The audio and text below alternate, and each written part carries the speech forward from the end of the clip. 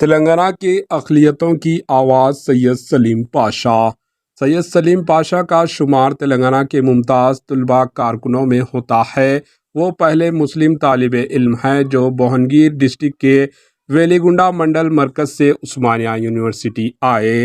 ان کا تعلق ایک غریب گھرانے سے ہے جس کا کوئی سیاسی پس منظر نہیں ہے۔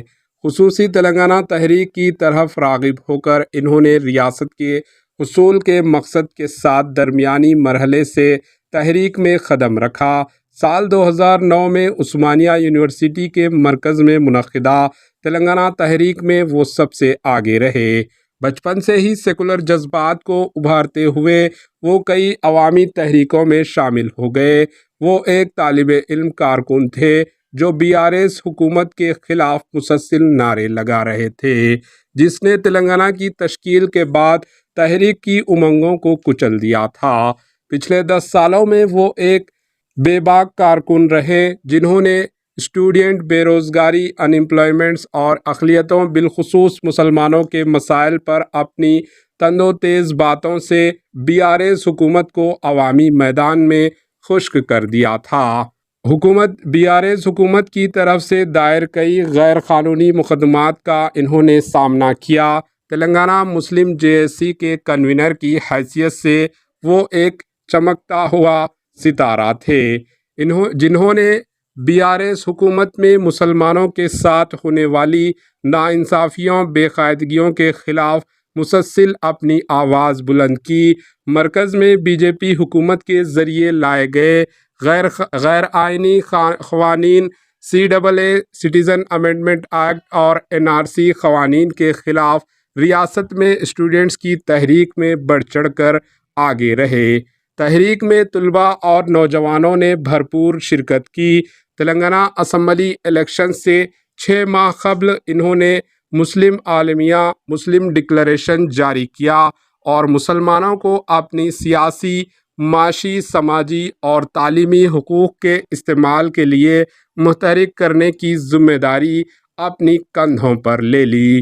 انہوں نے ریاست بھر میں 17 مسلم ڈکلریشن سنکلپ سبھا منعقد کرنے کی پہل کی۔ اپنی تقریر اور تند و تیز سوالات سے انہوں نے BRS حکومت کو کئی چیلنجز دیے۔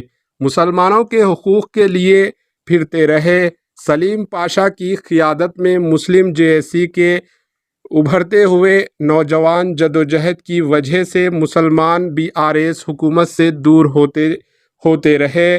متبادل کے طور پر انہوں نے کانگریس پارٹی کی طرف ریلی نکالی۔ انہوں نے تمام مسلمانوں سے اسمبلی الیکشن سے قبل کانگریس پارٹی کو ووٹ دینے کی اپیل کی۔ انہوں نے کئی جگہوں پر کانگریس پارٹی کی جیت کے لیے مہم بھی چلائی۔ تلنگانہ میں کانگریس کی حکومت کی تشکیل میں مسلمانوں کا کردار سرگرم کیا۔ مسلم کمیونٹی کا ماننا ہے کہ ڈسٹرکٹ اضلاع میں دہائی مسلمانوں کی اکثریت نے کانگریس کی حمایت کی اور اس کی بنیادی وجہ تلنگانہ مسلم JSC کی کوششیں تھیں۔